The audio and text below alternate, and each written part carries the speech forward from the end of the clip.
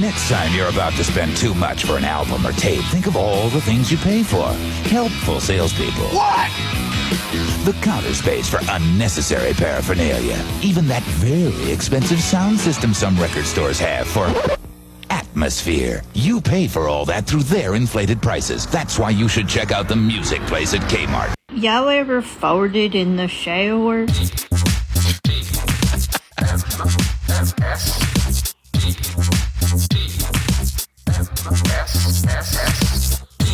The morning stream. They're coming to get you, Barbara. There's one of them now.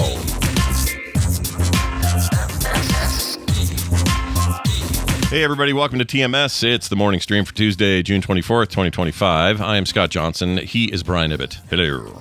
Hello. Do you remember the Kmart Music Center? I kind of do. No, I don't. So, was it anything different than just... My memory is they cordoned it off to make it feel separate, even though it was really just part of the overall store. And then they would decorate it up to look record story, lots of posters and stuff. Okay. And then the idea was you wouldn't have to yell over anyone. It was like a better... I'm going to argue that it wasn't a better experience. Like, I like a loud, cool record store with all the shit. Yeah. They were basically describing things that I think are cool. So I don't know what's wrong with Kmart. Well, I do know what's wrong. They don't exist anymore. They sucked ass. They're gone. Right. You don't drive around and find Kmarts no more. You don't? Yeah, the one that we had here close to where I live is now condos. Oh my gosh. That means they tore that shit down then. They razed it to the ground. Yeah, didn't even get a Spirit Halloween afterlife. It went straight to straight to Spirit itself. Yeah, ours are all either Spirit Halloweens or something like that, sometimes Christmas stores. Sure. And then two of them in particular, these big mega Kmarts near us are now Planet Fitness, both of them. Oh, really? Yeah, that's good because it's the right amount of space. Yeah, sure. Tons of space. It still looks like a Kmart on the outside, just with a new name on top, but inside is all gutted and made into a giant gym. I think that's probably the way to do it. That's fine with me. Yeah. For sure. Is it weird that in addition to all the stuff they sold there, right, your basic groceries, clothing, housewares, tools, garden, that sort of thing, they also always had, at least the ones here, always had an Icee machine. Mm-hmm. Oh, yeah. And you would buy a cup at the register and then go take it and fill it at the Icee machine on the way out. Yeah, Icee machines for the uninitiated. If you've had 7-Elevens, are a little bit like Slurpee. It's like a Temu Slurpee. It's not very good.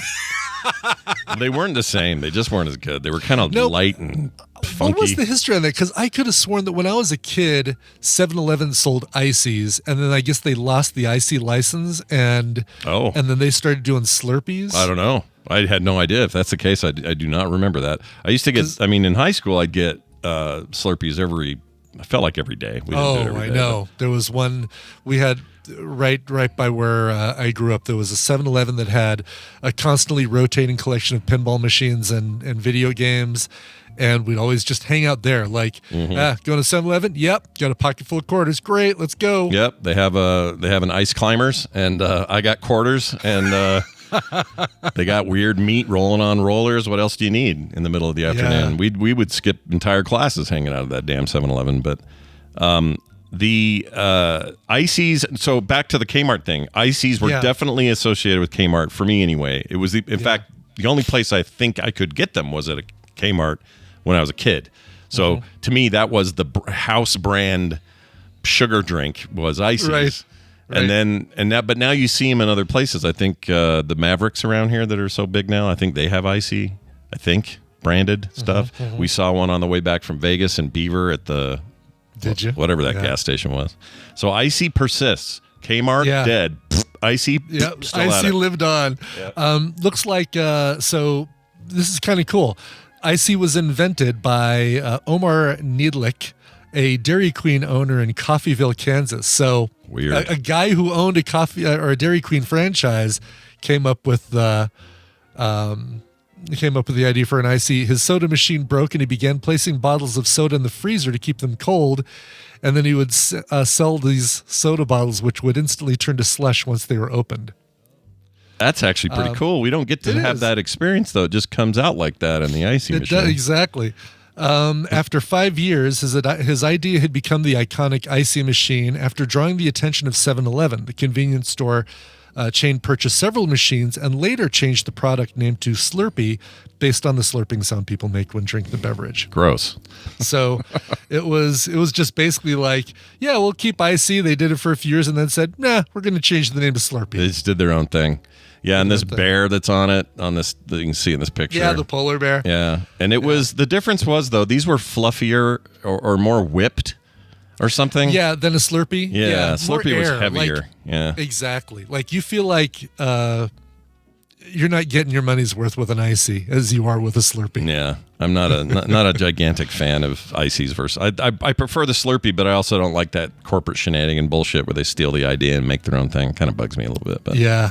What? Let's see here.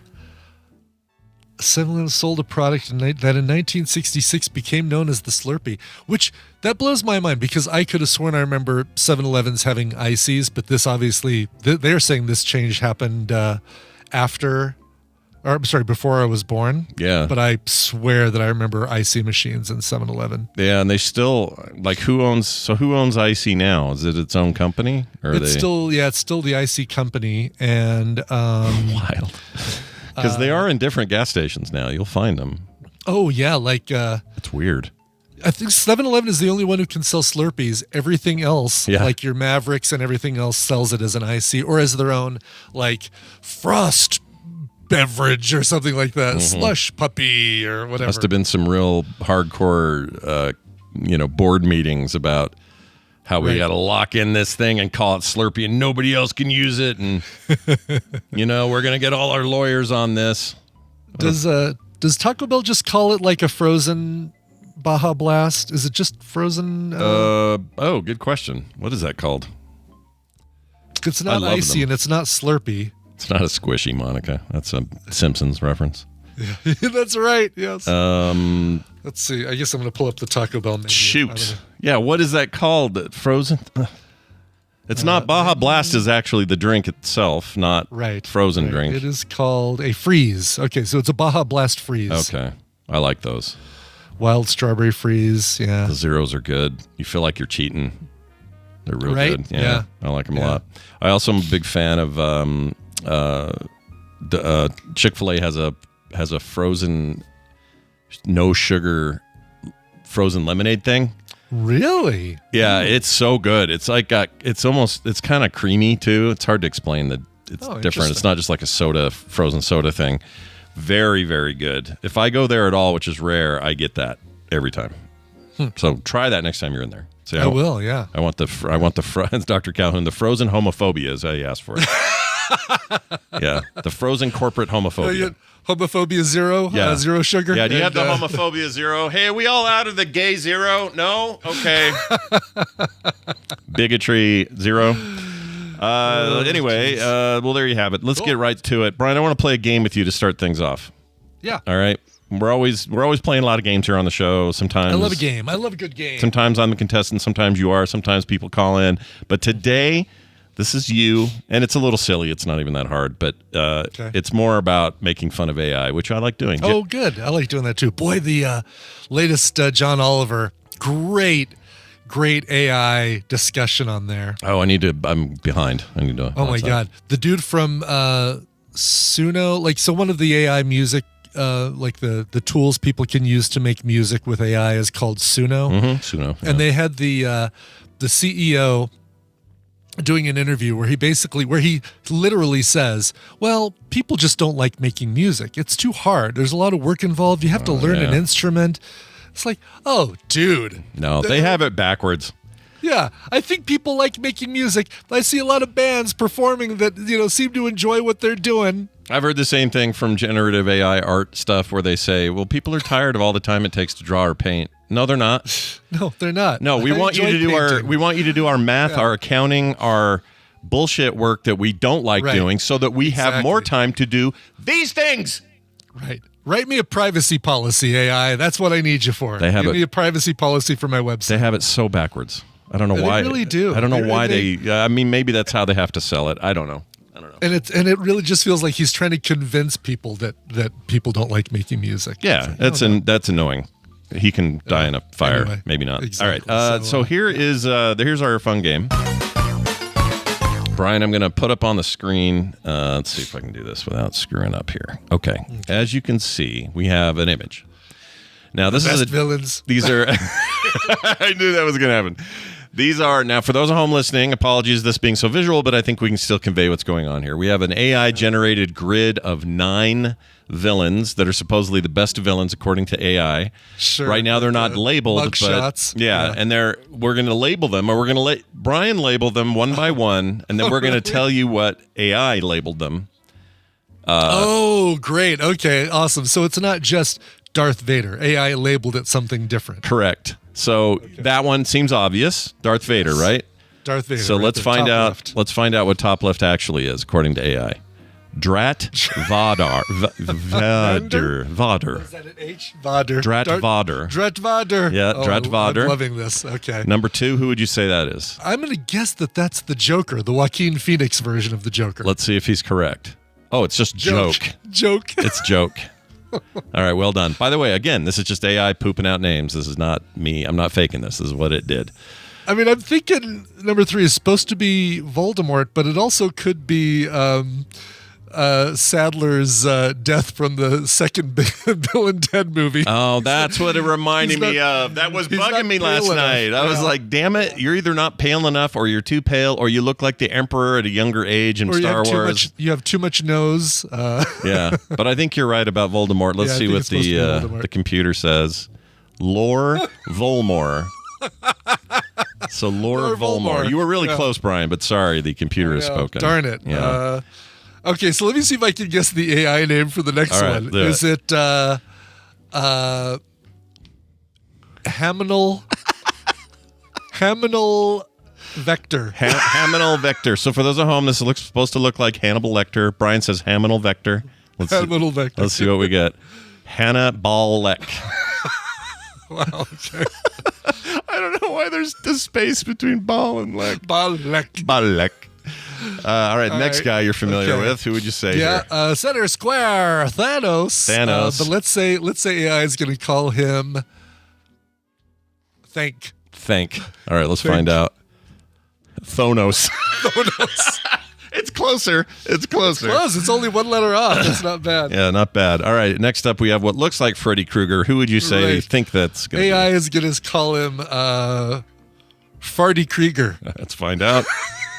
Frederick Krug. Frederick Krug. I don't know why that one's so funny. I love it though. Can you imagine that movie? They're going, "Oh no, Frederick Krug. The parents killed Frederick Krug back in the day." 1, 2, Krug's coming for you. Oh my gosh, that's gonna kill me. All right, next up, who looks like Michael Myers? Mike Myers. Yeah. Yes, I'm gonna say it's. They'll call that one Dana Carvey. Dana Carvey. The survey says Johann Kramer. Or Kramer. Oh no. Johann Kramer with a knife. Shit. Johann. That's not good. It's Johann's mom. Now we have a very uncanny, horrible. Anton Sugar. I know it. I mean, it is like. I don't like it. It is a very disturbing Anton Sugar. It's like 3 people mushed together. I don't like it. But anyway, we think it's Anton Sugar. Who do you think they're going to call him, though? Let's see. Imitation Sweetener. Let's find out who that is. It is Antant Sugar. Shigru. Oh, Shigru, which is, how sugar is really Chigur. So. Antant.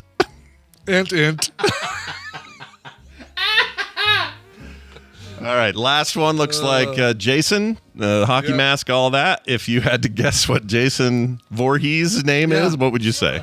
Does he have a mohawk? Is that a... I don't know what that's a strap, but it looks like a mohawk. I don't know what. Yeah.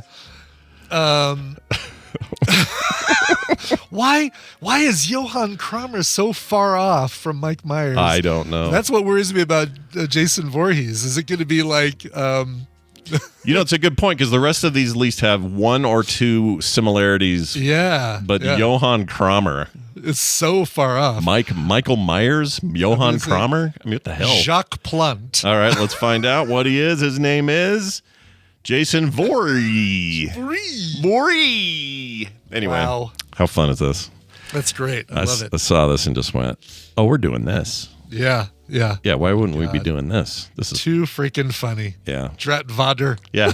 Hi, I'm Drat Vahder, and I'm here I am to... your Vahder.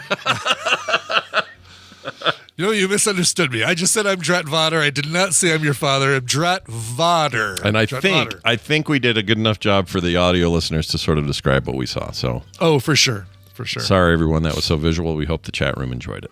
Oh my God! All right, we have a reiteration to make. I think in public, this was only given to patrons, so we're going to read this text, and then Brian can explain. Sure. Here's what we got from Darcy in Phoenix, Arizona.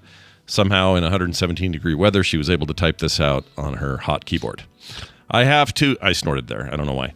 I have to correct Brian on the lactose intolerance thing he was talking about on a recent show. He said the guy at the dairy told him that the pasteurization process kills off the lactase in milk, causing people to not be able to process the lactose. Lactase is not naturally occurring in milk.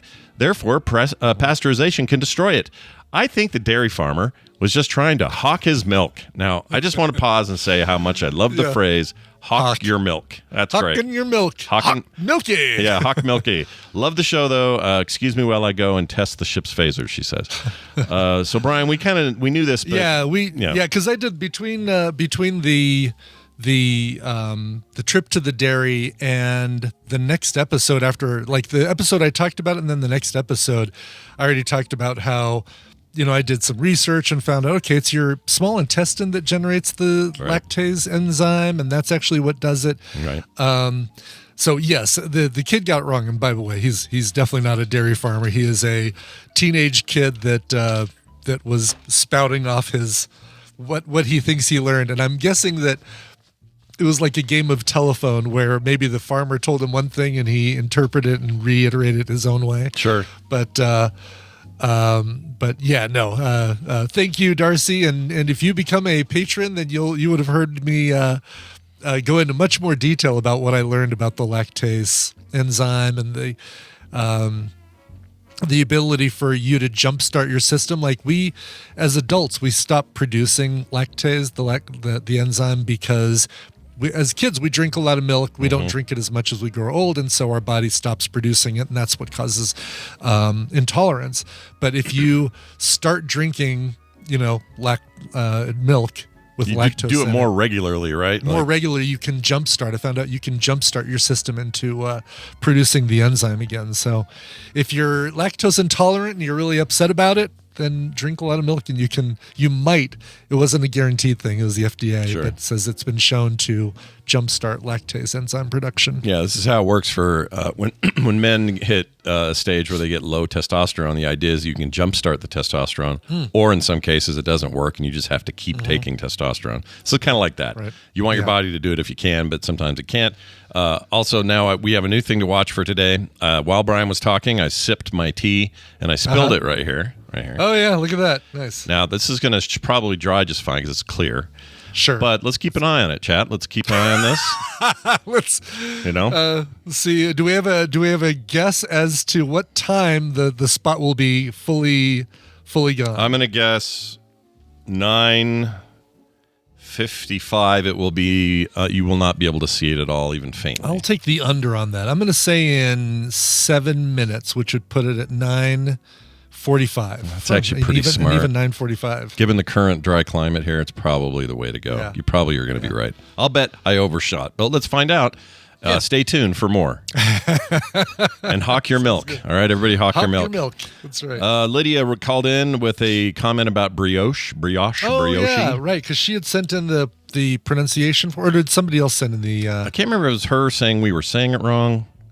Somebody messaged us and said we were saying brioche wrong. Something like brioche. That, yeah, I can't remember. Brioche or something like that. But now we have an actual call from Lydia, and Lydia, dear Lydia, says, how's that song go? Lydia. Lydia, have you met Lydia? Lydia, the tattooed lady. That's right. She drank the milk sweetener thing and couldn't understand why she was so sick. And then Walter White called her and said, hey, you took the poison. All right, here we go. That's right. Exactly. That's it. Perfect. It's a bit of a spoiler. Here we go. Hi, guys. This is Lydia. Yeah, Lydia, the tattooed lady. I got that sung to me all the time growing up, or forever, I guess. Anyway. Anyway, you're right. It is brioche. I just was trying to sound it out so you'd say the sh at the end. And it's sfogliatella. So enjoy some sfogliatella and try some brioche someday. And thanks for everything. Bye.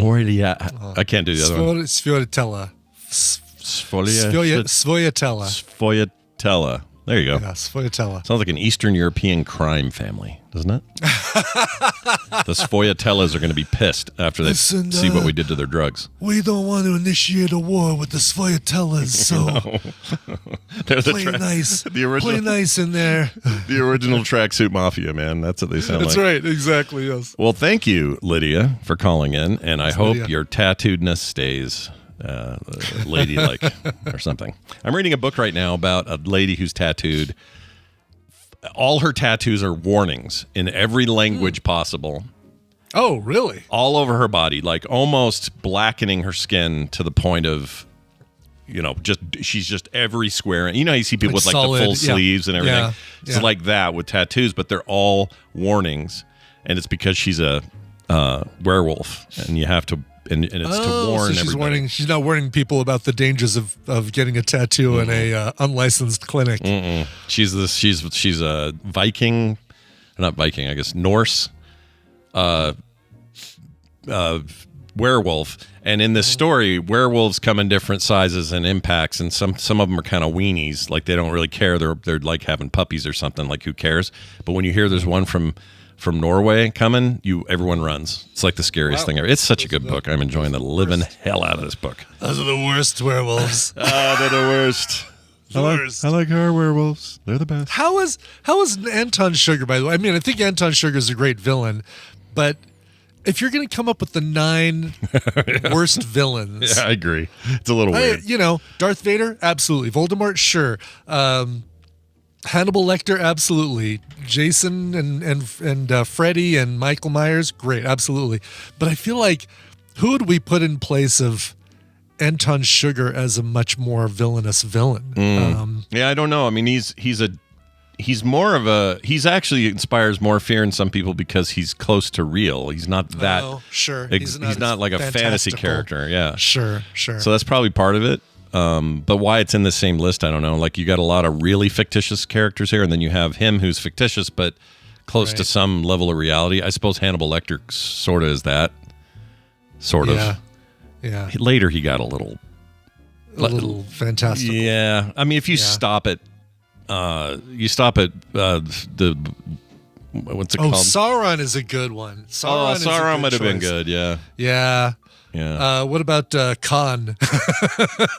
Jay says Chucky. No dolls. Oh, Pennywise is not bad. Pennywise is okay. Sure. Yeah. I mean, this is what AI thought. So. Oh, Blofeld. Yeah. Blofeld's not bad. Who's Penny? Bad. Who's Penny? Jinx. Penny. Penny. I think Pennywise. He was starting to write, and then I said, "Well, Trump, sure." Yeah. Why not? Joker was on there. He was called Joke on the list. Joke. Yes. Doctor Doom's not bad. Not bad. Very comic specific though. Yeah. See that one. We don't yet have the what the MCU appearance of Doctor Doom is going to look like. Anything's better than the angry blogger though. Oh my gosh. Yeah. Anything, guys. Anything you do, whatever you do. Well, we know what you're going to do, but whatever you do with Iron Man guy, Tony Stark, alternate reality, whatever. Yeah, it's good. It's all going to be better. People are concerned about that. I'm like, just remember what we've had. Yeah.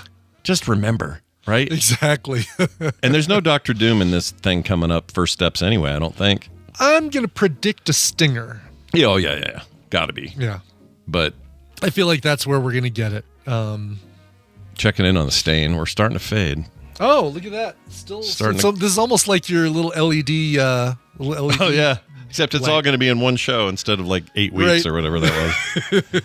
We're about to hit 9:45. We're about a minute, and that stain shows no sign of disappearing. So. All right, we'll see what happens after the news. It's time for the news, brought to you by Brian. Brought to you by Daily Music Headlines. Find out about all the problems Spotify is having right now. They've got a lawsuit that alleges that they moved people into a new tier without telling them. We've got a collaboration between Dolly Parton and Motley Crue. We've got What else was big today that was like, oh, wow, that's interesting news? The Lemonheads coming out with their first new album, or their first album of new music since 2006, being joined by former member Juliana Hatfield and Dinosaur Jr.'s Jay Mascis. Jeez, Lemonheads. That's almost 20 years. That's 19 years. Yeah. Holy crap. What have they done in the meantime? Some covers or some other stuff? He released a cover, I think 2 cover albums, one called Varsions. Yeah. And then there was another one. It's basically Evan Dando now is, Varsions is AI for versions, I think. That's right. It's the AI version of Varsions. Yeah. Yes. Well, that's great. So that's all today. Dolly Parton, you had me at Dolly Parton and Motley Crue. So. Yeah, they do a remake of Home Sweet Home, and it's available now to listen to. Nice. Yeah. Wild collab. I mean, I know she does this stuff, but geez, it's a weird one. Yeah. She's in better shape at her age than Vince Neil is 20 years ago. That's right. And you can understand what she's singing, too. Yeah. The guy's losing it. All right, let's get to the some headlines here. A Kentucky man. We have any Kentucky listeners? I know we do. We have some. Yeah. Kentucky, this is for you. All right, we're talking about your home state here. Kentucky man arrested for releasing a raccoon into a business months after fleeing police on a mule. Wow. Oh, there's so much. It's a mouthful. So much to unpack just from the headline. Yep. Releasing a raccoon into a business months after fleeing police on a mule. Yeah. Okay. I love that they threw that mule part in there because it probably doesn't even matter at this point. He's just, it's basically like saying he's wanted on other charges, but they went ahead and made sure we knew that he fled, not in a car, not in a truck, not on a plane, not on a boat, but on a mule.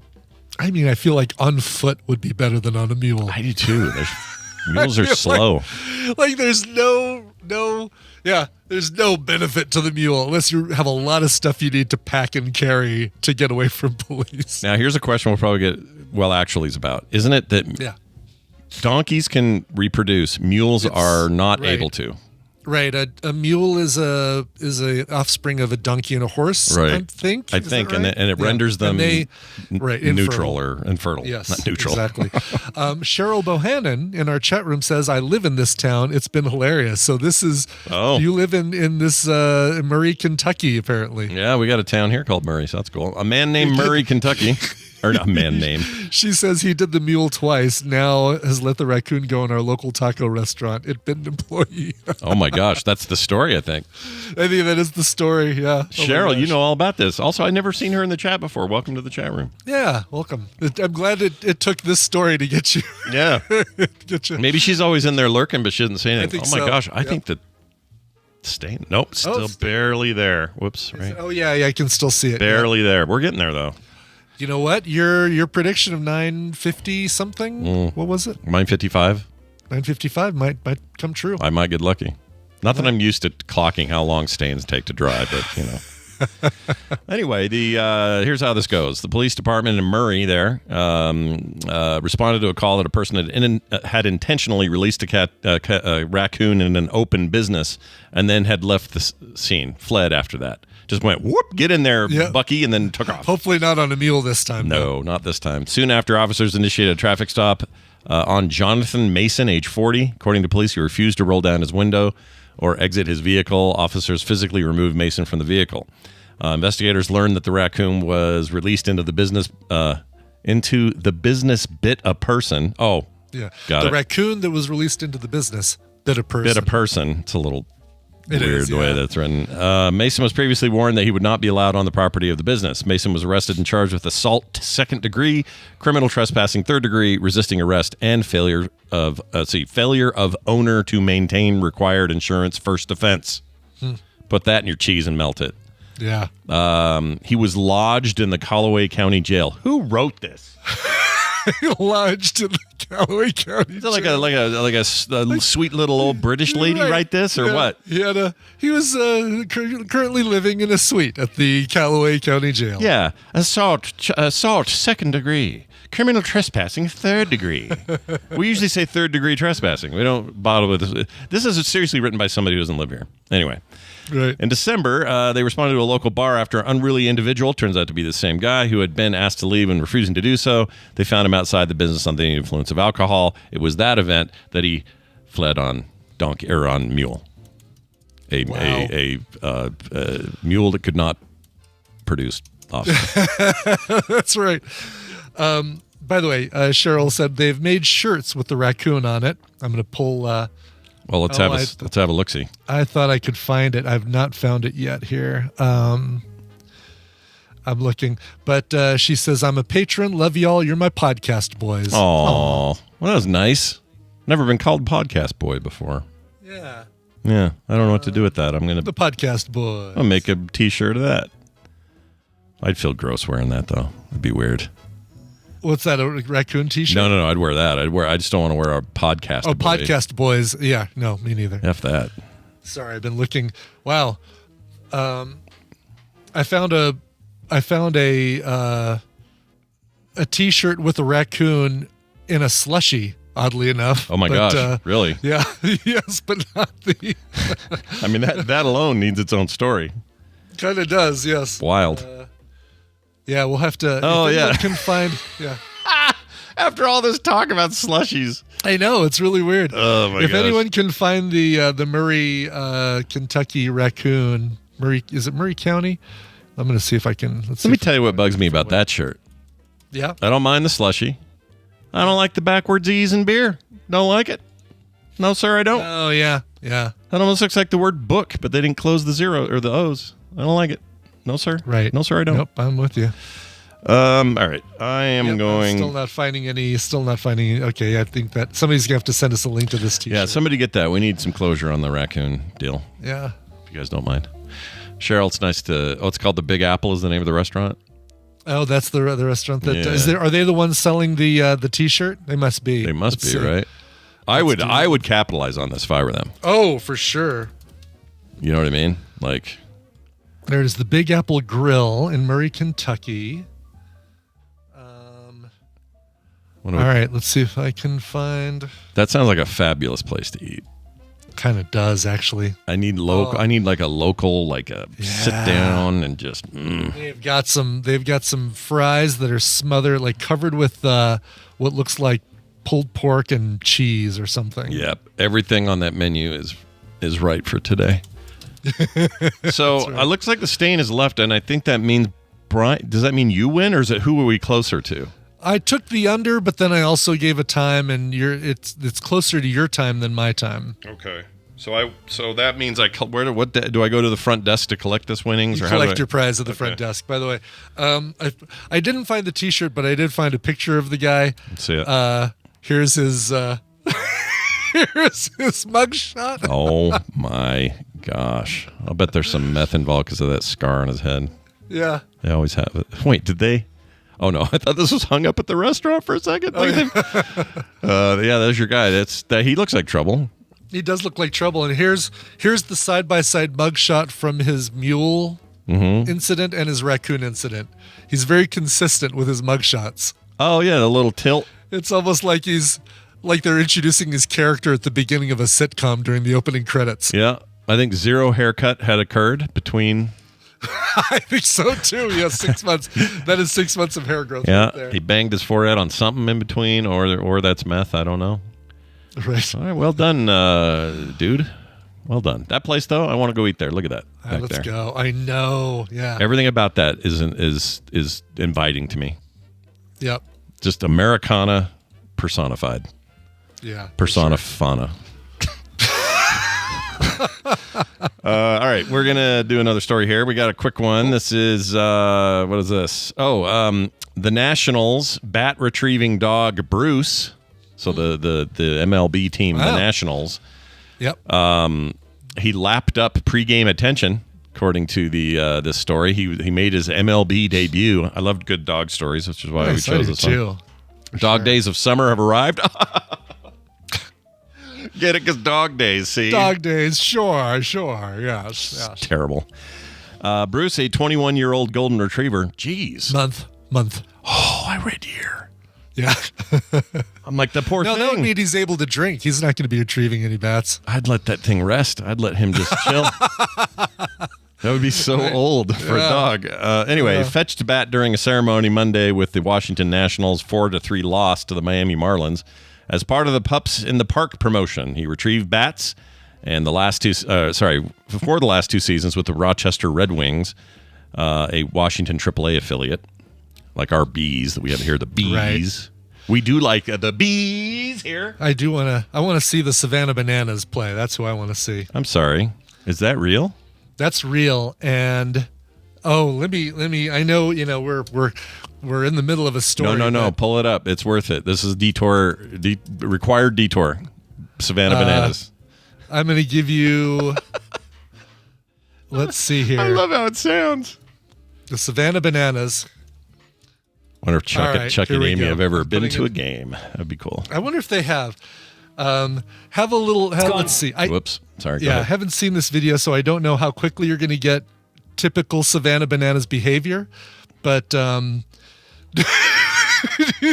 but this go and put it up on screen and. All right, here we go. Let's get a little. Oh, it's no audio. Why? Oh. As he sends that one in. A wobbly, Yes, as they call it. there was a guy on stilts, by the way. What? Wait. Leaping, 360 You'll get another shot of him. back snag by Oh, my- Rubius. I don't Hold on. Is this like a joke team? No, it's a legitimate AAA. Well, how is AAA. it legal for a guy in stilts to be out there? Apparently, it's allowed.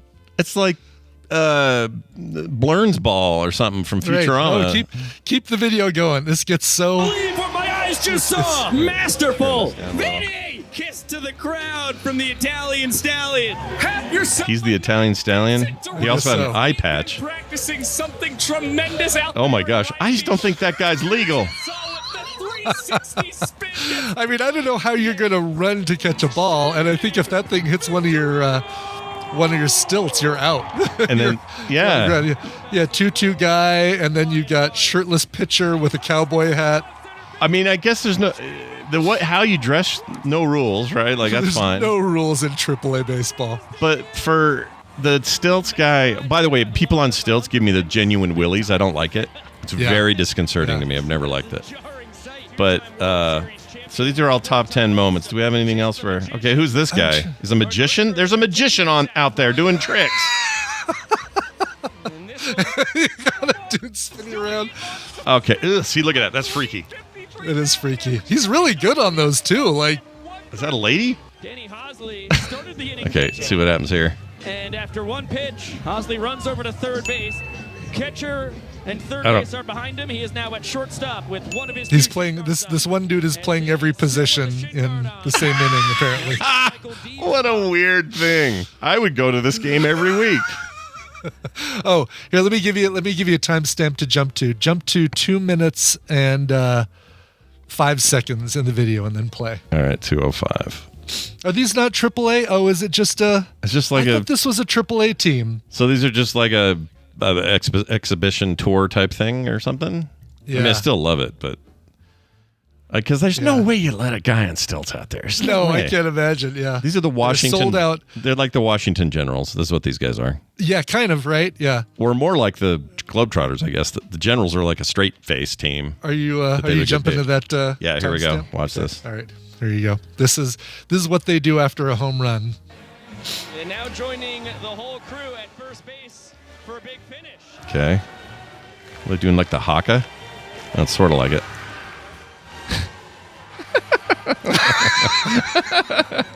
This is great. I would go watch these guys. Hell yeah.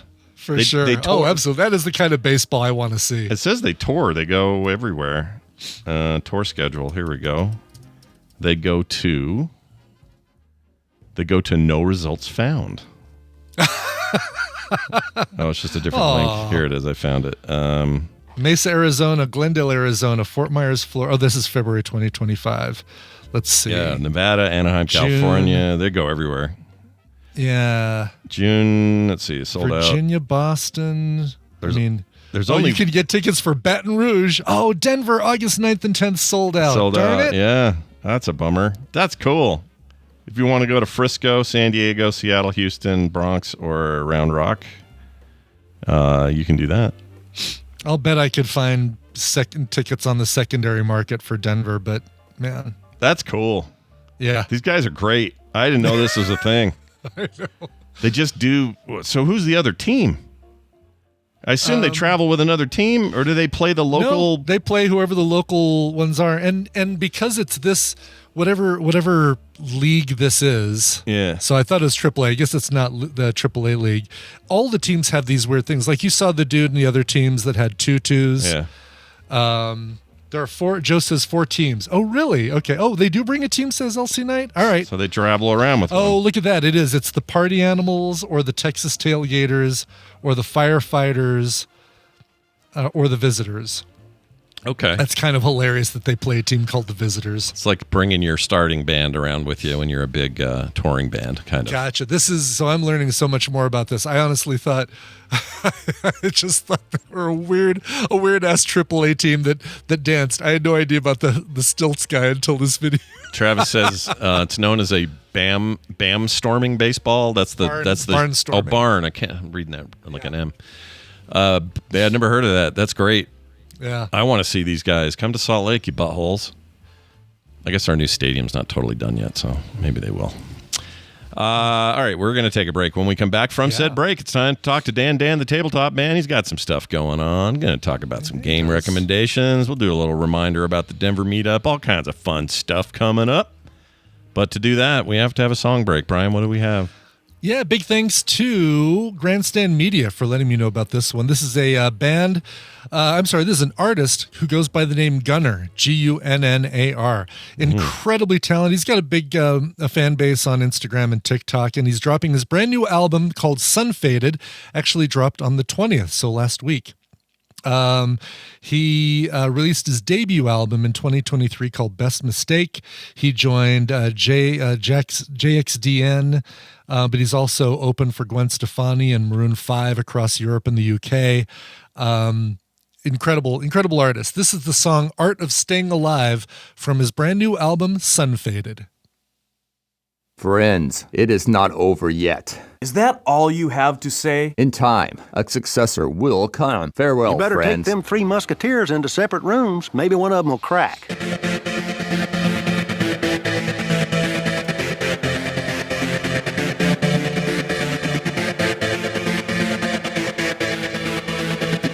And we're back. Tell me who that was again. That was Gunnar from the brand new album Sun Faded and his song The Art of Staying Alive. Nice. There is an art to that, you know? There is. Oh, no kidding.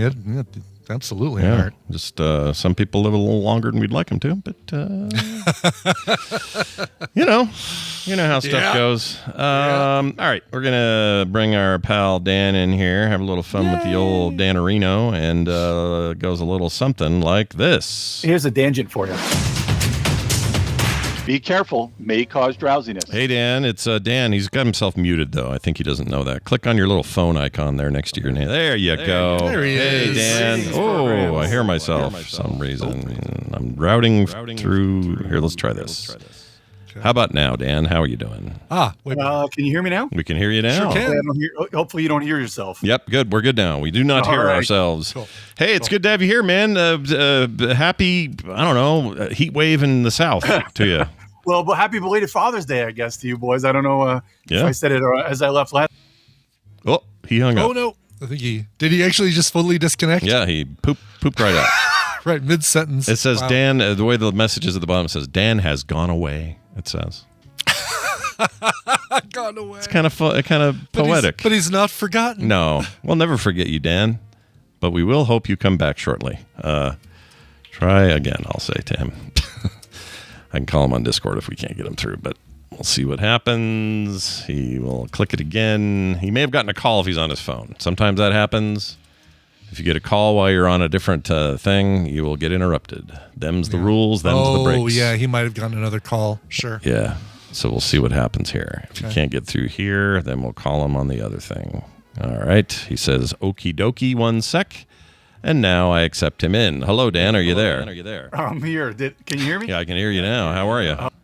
Sorry, I don't know if I got too loud and it just kicked me. Didn't like me being Did it just loud. boot you? Are you on a phone or desktop right now? I'm on a desktop. Yeah. I don't know. Weird. I'm so scared of using my phone with any of these things that it would just, wouldn't sound right. Because my phone is, I think I have an X. What is that, like 20 years old? Oh, my gosh. You have a 10 from how long's that been now? Yeah, I'm mostly 5-6 cheap. years. All I do is play little apps and text people, so I don't really need a whole lot for things. Oh yeah, Brian's right. 6 years. Your phone is 6 years old, which in phone years is quite. It's like dog years. That's a lifetime. Exactly. It really is. You're gonna take him to the vet and check in on him and see how he's You doing. might as well have a BlackBerry or something. Yeah. So did I don't know if I came across as saying Happy Father's Day and talking about the bananas. That part we heard. No, the banana part we didn't. About the bananas. Tell us about the banana stuff. I was kind of surprised that you hadn't heard of the bananas because they sell out in like 5 minutes. It's almost impossible unless you get them like on some sort of like promo in that area or the secondary market or something like that, because they are just absolutely a blast. I mean, they have some of the coolest rules. Like if you hit a foul ball and a fan catches it, it's an out. Oh, really? Yeah. Like they have crazy rules. Like they have the trick plays. You know, they keep track of how many trick plays per the game. So the way they do their whole scoring, it's just for pure fun. And there's like every player on a team has their own gimmick. Crazy walk-up songs. When they go to certain cities, they'll bring like ex-major leaguers. The catcher from Sandlot came out and got it at bat once. So they do all sorts of crazy stuff like that. Wow. It's insane. I didn't know I want to see one of these. I can't believe I've never heard of these guys. Probably because we don't have. I mean, we have a stadium here, but it's nothing fancy. We have a new one going up, so maybe we'll finally get them. Because I'm guessing this is a great way to fill those seats on days when teams are gone or otherwise off season or something. Well, not only that, they'll like build it into different MLB parks. Like nowadays, I mean, now that I guess it's only been the last few years, they're so much at the height of their popularity now that probably the next few years they'll be everywhere. Yeah. And like somebody's mentioned, I think there's like 4 teams in that quote unquote league because again, it's not AAA. It's just basically it's like the Globetrotters. It's just for entertainment only. Maybe they'll put up some sort of like standings or whatever, but no, it doesn't matter. It's all about them making money and bringing fun to the fans and just having fun at the ballpark. Do you ever go to one of these? You seen one of these live? No, but they've been putting them on more and more on TV. Yeah. So I live real close to the Durham Bulls Stadium. And that's a huge, since that's, so historic, even though it's not the original Durham Bulls Stadium, but it's but it's still like that franchise is so historic that they go there every year, but it's like we put in a lottery to try and get in there to go watch them. But it's, a lot of times you can probably find them on a secondary market pretty easily, but sure. it's not cheap to go to see them, but it's a blast. I mean, I can't recommend that stuff enough. Oh, LC Knight in the chat says they played at this local park here called the Smiths Ballpark. I had no idea. Oh, really? I'm gonna get tickets next time this happens. I know. We got to keep an eye out for when those go on sale and see if we can snag them. Very cool. All right. Well, a little more info from Dan there. Dan, of course, comes to us with a couple of expertises. He is a pharmacist and not just like a guy in a coat at your local CVS. He knows all kinds of dark shit about that business. But he 25 years now, man. This year was 25 years I've been a pharmacist. Jeez. What's the average retirement for a pharmacist? If you had never. Never? Pretty much never. So like podcasting, you're just gonna go forever and just forever. Yeah. Well, I mean, I'm sure people do quote unquote retire, from pharmacy, in the usual probably, early 60s or whatever. Mm-hmm. But you always see people just kind of keep their licenses active, and you always see like the old 60-year-old guy working the 5 to 9 shift at at one of the local places, whether it be the grocery store or even a chains or anything like that. We used to always have those guys when I was working retail, and guys and gals, they just enjoy being out there in certain situations. When I used to manage, so I was a pharmacy manager of a Kroger for a few years, and we had a couple of the Tuesday, Wednesday, Thursday night people that would just rotate in, and they were just happy to be there, and then people would come in just to see them because they've been around for 50 years filling scripts, and though maybe not 50, but sure. 35, 40 years filling scripts, and just happy people. I can't think of another business, not let's say medical stuff in general, not just pharmaceuticals, but the medical industry in general. There's just something great about the comfort of going in there or to your doctor or whatever and going, the guy I always come to. Mm-hmm. There's the loyalty in that particular world is so much bigger than like, I only buy my cars from Larry up the road at the thing or whatever. Like those, you can have those, but it just feels like this stuff is important. So I go to the same dentist for that same reason. 20 years at the same dentist who I don't even live by anymore. I have to drive 45 minutes to go to this damn guy, but it's because I don't trust anybody else, Yeah. So without getting obviously, no HIPAA when I'm just telling nebulous stories, but when I was in retail, some of the greatest experiences. It's so hard now because it's such a fast food industry, and some of the big chains have just taken all the, we'll call it fun, out of being a pharmacist. Like you are just drained of your life and soul in pharmacy now. But back when I was there, 20 years ago, still in retail, you have, the good thing about being at your own store or a place that you're at is getting to know the people. That's kind of what I got into pharmacy for, is for the people and to help people. You get to know people's kids, you get to know old people's, all their regimens, like things they do. Same day of the week, certain people would come in. They would come. We used to have a guy that owned a deli and a butcher.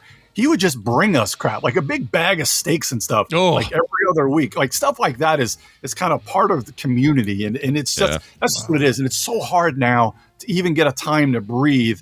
Because you have your district manager or your regional manager or your storeman. Like everybody's breathing down your throat. You got to get you got to do X amount of shots today. You got to make 1 million calls. You got to pump out all these scripts. Like it's just not the same industry. I hope if you can find a good mom and pop in any place. Granted, I always say this too: you're only as good as your help, and every store has their really good pharmacists. So you could probably find these people in your Walgreens or CVS, but it's harder and harder to find those type of relationships anymore with as bad as, we're just beat down in society. A lot of professions are like this. I'm sure everybody could talk about anybody that deals with the public, knows how hard it is these days because, it's all about the bottom line. It's all which means volume, which means way too much. It's humans weren't meant to be like this. We're supposed to be a little more personal and, slow down. Just be the local pharmacy guy. You walk in there. How's it going, Hank? Pretty good. They say the rain's coming at noon. Oh, yeah, I better get home before the corn falls over or whatever you do. Oh, yeah. Made all that up, but, whatever. I like hometown shit like that, so I'm all in.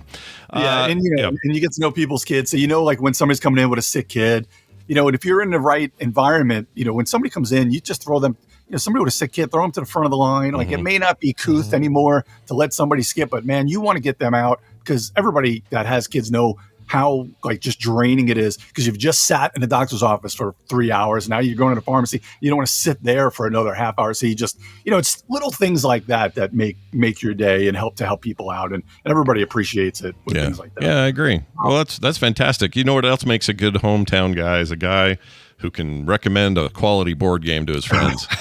Well, I wanted to bring this up too. I don't know if you guys see all these commercials about hims and hers and all that stuff? Yeah, especially for hims. Yeah, especially on social and stuff. And I also hear them on a lot of podcasts. But it's like the hims. Originally, it seemed like it was all ED meds, right? It was all like, your wiener's flaccid.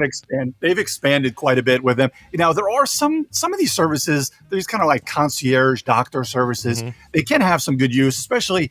If you either can't or just don't want to. I mean, there's like the privacy of it, but you're paying for that privacy. And it's all, quote unquote, it's legit. I mean, granted, with what I do, where I do prior authorizations all the time for Medicaid, like those type of doctors, you're not getting a script that's going to get paid for through any of that sort of stuff with your kind of state insurance. But if you got private insurance or your self-pay, things like this are good because they're like kind of the doc in the sky. You may have like a 5 or 10 minute consultation, if that, maybe one-on-one on your phone to talk to them. And you're usually filling out a questionnaire and stuff. Some of these kind of services can be a little fugazi, but for the most part, they're getting everything they need to get you prescribed. Now, what HIMS also expanded to things like weight loss and to hair loss and things like that, and skincare and things like that. And hers has similar things, I'm pretty sure they've kind of gotten into kind of some of the menopause and things like that, as far as those type of meds. But the big news yesterday was that Novo Nordisk has severed their ties with HIMS, which was kind of an interesting thing. So they were basically compounding and kind of dispensing kind of things like Wegovy and semaglutide, those type of drugs, where they would compound them with the permission of Novo, and that's kind of how they got past some of the different laws. And especially when there was, compounding, I talk about this a lot. So my wife is a compounding pharmacist, and you saw a big thing like within the last year where everybody in the world is on either things like Wegovy or Zepbound, like because you hear them all the time with weight loss meds. Ozempic, Wegovy, and what's the other one? Mounjaro. Mounjaro, that's the other one. Yeah. So Mounjaro is basically things like Ozempic and Mounjaro. Those are they're marketed, quote unquote, in their different dosing. So they're marketed for diabetes. So now the same drug. So now Wegovy is the same thing as Ozempic. Now Wegovy just happens to be different strengths, and that's how it's approved for the weight loss. Where Mounjaro is the same thing as Zepbound, the same exact drug, just different pens and different strengths. So that's kind of how they have there. Also, there's an oral medication called Rybelsus, which is the oral version of Wegovy and Ozempic as well. The kind of the absorption's a little finicky. They're trying to use them for weight loss and stuff, but depending on your payer, a lot of times they're not being covered for that particular thing. Now, when there's a big time shortage of these drugs, that's when you're allowed to compound them. And there's a lot of laws and a lot of boards of pharmacy and federally, they pass these kind of exceptions to when you can compound them. Yeah. Now, a lot of times they'll compound them and they'll put things like B12 and other things into these shots just to help them be absorbed, either absorbed a little more or just tolerate it a little bit more. Now, is that what makes them like red? And sometimes they're red or yellow, or they're like different colors, right? Is that a lot of times they'll depending on the drug, it's kind of the might be either the other fillers or maybe other things, or things like the big B12 that could cause it to be the other colors. It all kind of depends on what the medication is. Yeah. But your laws as far as compounding are very strict as far as whether a lot of times it's whether you're allergic to something in there. A lot of times whether it be the fillers or sometimes dyes and tablets.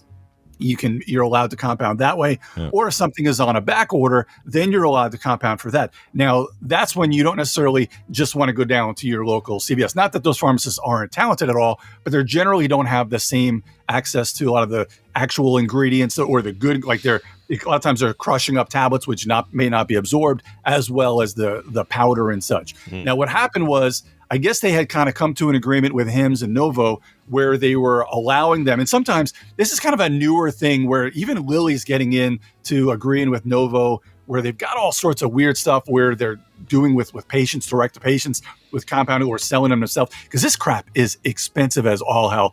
That's just for the boxes. And that's not even, when you go to a pharmacy and you hear how expensive just any of these shots are, they're not really marking them up that much. They're just crazy expensive as it is. They're really expensive. So they were kind of having a deal where they were letting them compound and they were kind of bringing the prices down a little bit.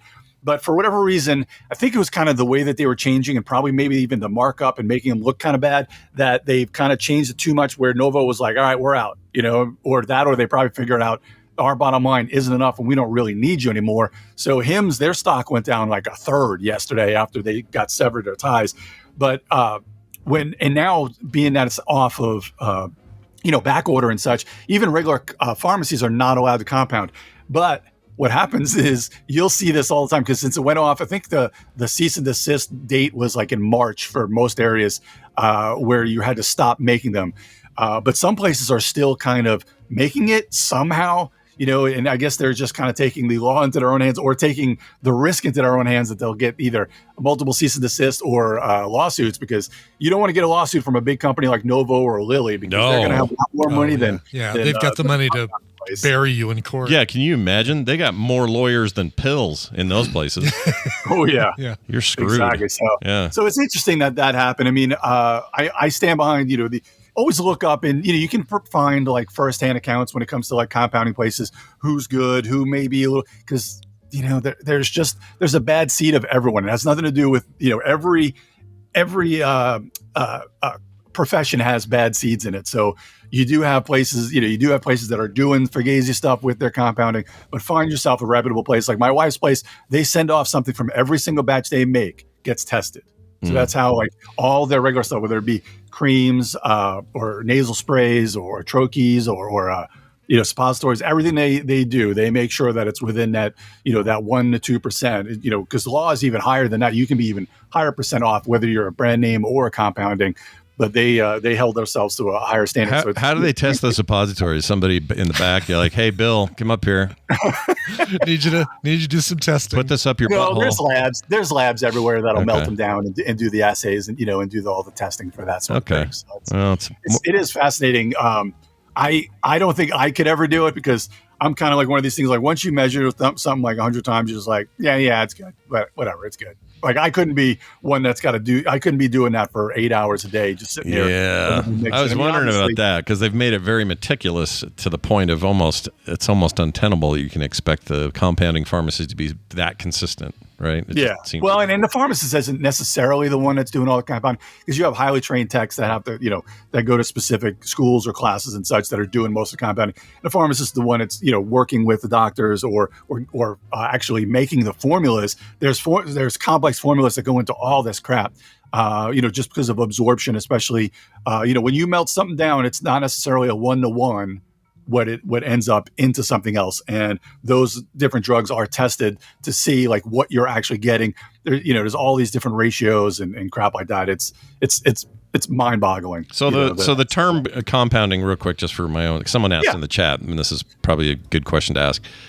When I hear the word compounding, it sounds like you're taking multiple materials in pill form or powder form and making some sort of end result out of powder. But in this case, we're talking about liquids. It's still compound. You're still just a mixing house, right? You're a place that makes.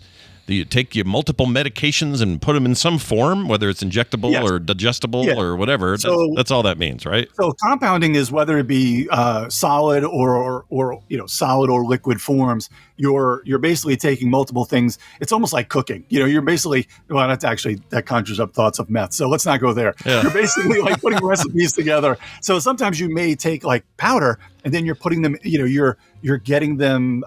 Dissolving them down into a liquid form. That then you have to put other things in it to keep them stable, because a lot of times things that were solids want to go back to solids eventually. So you have to sometimes will put things in to keep them in that liquid form. And then other things will stay in liquid form. And then you have other things that just, in order to be absorbed, you have to put things with certain other fillers. And that's why tablets have to have certain fillers to either keep them together or get them past the gut or get them past your stomach to be absorbed later, whether it be the coating or the certain gelatin capsules. And then there's certain, size capsules, all that stuff, measuring everything out. And sometimes it's as easy as, if you go to a dermatologist and, let's just say you've got a nasty foot fungus, you may be just putting together ketoconazole and econazole into a cream. And that's sometimes just 1-to-1 or 1-to-3. And that's just a matter of weighing out and squirting a couple of different piles and then just doing a little mixeroo. Pile squirts. Yeah, I love a good pile squirt. Yeah, I'm into it. Yeah.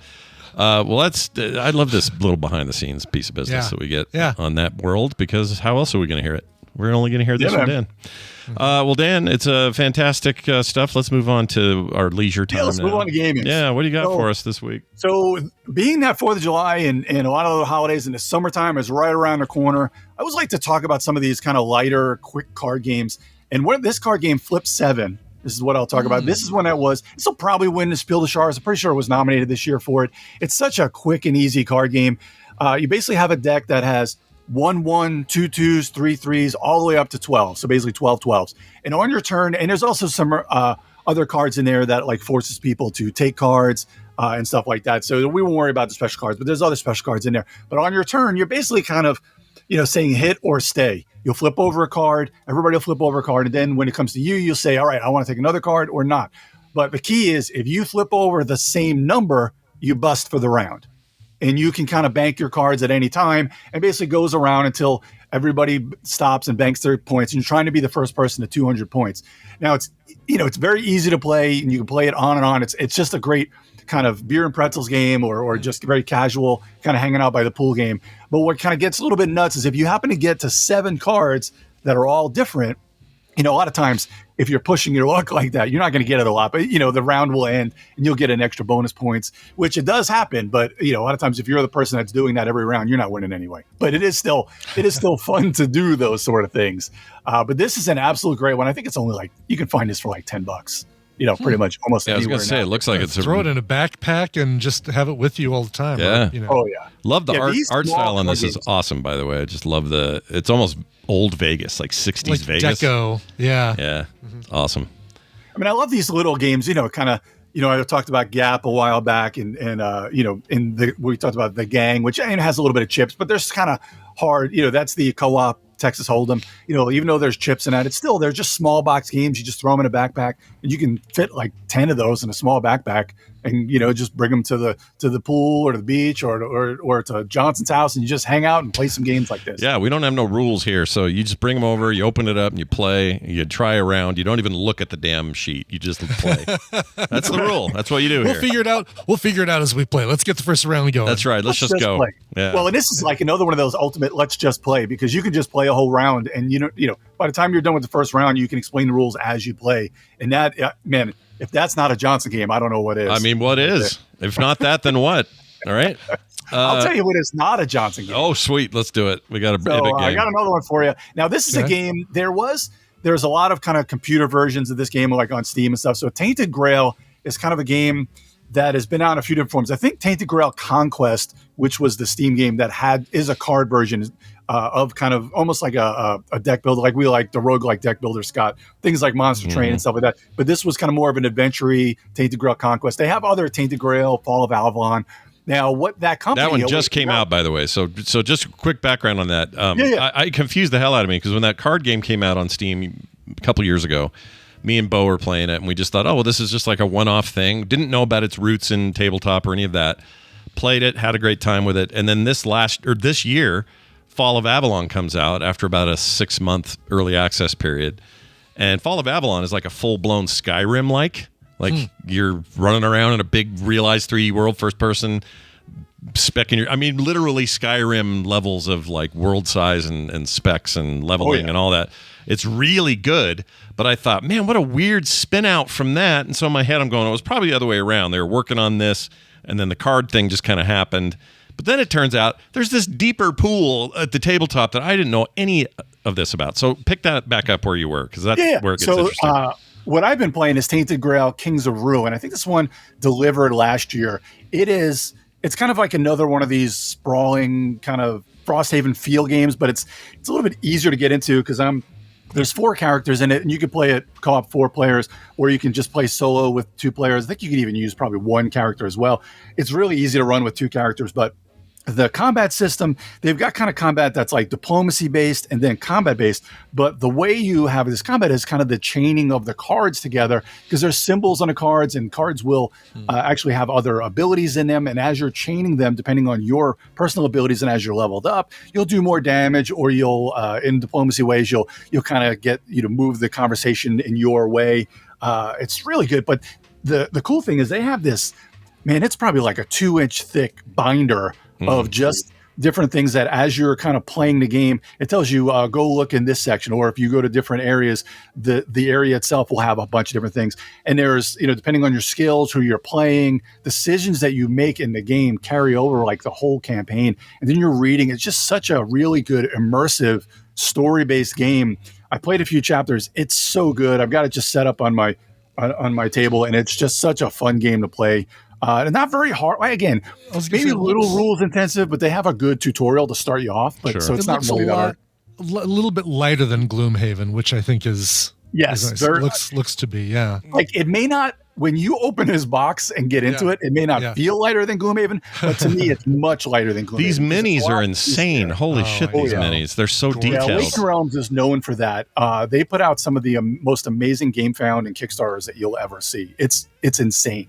That's wild. Yeah, I've become a huge fan of what they've been doing digitally, and I just didn't know about this. I had no idea. I thought they were just some indie developer making a couple of video games, and there's a bigger legacy here than I knew about. And they make so much money. I mean, like miniature-based games are kind of the way everything, the way where the money is, because people will use insane miniatures like this in any other RPG thing. Brian's got stacks and stacks of miniatures that you can use for almost anything.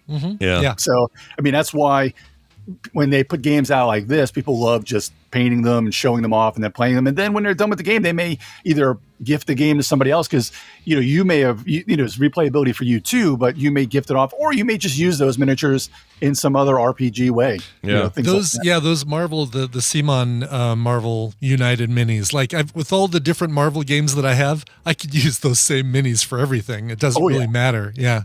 So for lore heads out there, real quick, all of these games deal with heavily fantasified Arthurian legend, like King Arthur, the round table, all of that.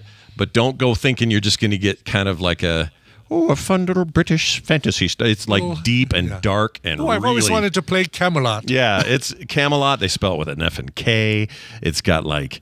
really? Yeah, the darkest of magics. Like you're not, like Merlin's a freaky bastard. Like it's just cool shit that is based on Arthurian lore, but taken to the extreme. And it's very grimdark, which is why I really like these guys. Like I'm a huge grimdark fantasy guy, and this stuff is very grimdark. I assume the board game follows similar vibes, but yeah, you'll have to you have to check it out. Yeah, it's I mean, really it definitely has that kind of, they call it the weird, as the world is kind of, almost like the upside down as the world is kind of turning on its head. And this a lot of these really good Arthurian or kind of twist on this thing. They a lot of these are Polish designers. I'm pretty sure, isn't The Witcher originally Polish as well? Like a lot of that really good fantasy stuff comes out of Poland. They just have such talented people as far as the writing and games. And I don't know why this is, but Poland. You're right. Poland is the books, just the grimdark fantasy stuff that comes out of Poland. Absolutely wild that they've gone as far as they have. Chat, here's a little video of Tainted Grail, Fall of Avalon. This is what the game I'm playing right now, in fact. It's very, very good. But it's basically, I mean, look at it, Brian. It's like, oh, yeah, I'm playing like Skyrim. Like, yeah, exactly. Very much. Yeah, like if you like that kind of thing, Oblivion, any of those Bethesda games, you probably like this game. Oh, they're so good. Yeah, it's very good. Well, that's fantastic. The first game is Flip 7. The second is Tainted Grail, Kings of Ruin. Yep. Get them wherever you get your board games. Can you get Kings of Ruin anywhere, or is that a thing you're going to have to order? I think it's out wide. I mean, I think you can probably find it in most places. I think it's on Amazon. This big box is about $100. I think you can find it on Amazon or maybe since it was a Game Found, it may not be at all. But a lot of friendly local game stores, the good ones, will actually purchase a lot of Kickstarters and Game Founds now just to have them in store because of how widely popular they are, stuff like that. So you should be able to find this one anywhere. Very nice. It is Dan the Tabletop Man. Anything else you want to send people to hear or see or find? No, well, check out the Geek All Stars podcast where you can find myself, and I do the Munchkin Minute on Munchkin Land on Major Spoilers, where I like to do twice monthly news show where I talk about kind of releases and such, like in different news in the industry and such. But I hope everybody plays a lot of games over this long weekend coming up in a couple weeks. So and enjoy everything. Yeah, and I'll and that weirdo on YouTube that always says the thing I know he's going to say this month. F off, you weirdo! Don't be like that. All right, see you. Dan. We got a guy every month who says, "Oh, good, another chance to skip Dan, the anti-vaxxer," which is not. At all. Oh, seriously? Is not at all accurate about Dan. Yeah, not even it's close. Like so inaccurate. No, he literally sells vaccines, or doesn't sell them, but he approves like massive quantities of them. He's not an anti-vaxxer, you weirdos. Anyway, I'm sure we'll get a comment. It'll be fine. Hey, Brian, those will be on the quicktms.li, correct? They will, yes. Nice. Flip 7, Tainted Grail, Kings of Ruin. I'll need to hit up Dan because he doesn't put these in. Oh, I've got them on here. Yeah, I can pull them from there. Yeah, if he doesn't give me the links in Discord, I don't usually do them, but I will. Yeah, they act as our little reminder sometimes when you guys Discord us stuff. Yep. The reminder today, Tuesday, the new time for, at least for now, for Play Retro, 4 p.m. Mountain Time. Me and Brian Dunaway doing Lost Vikings 1 and 2.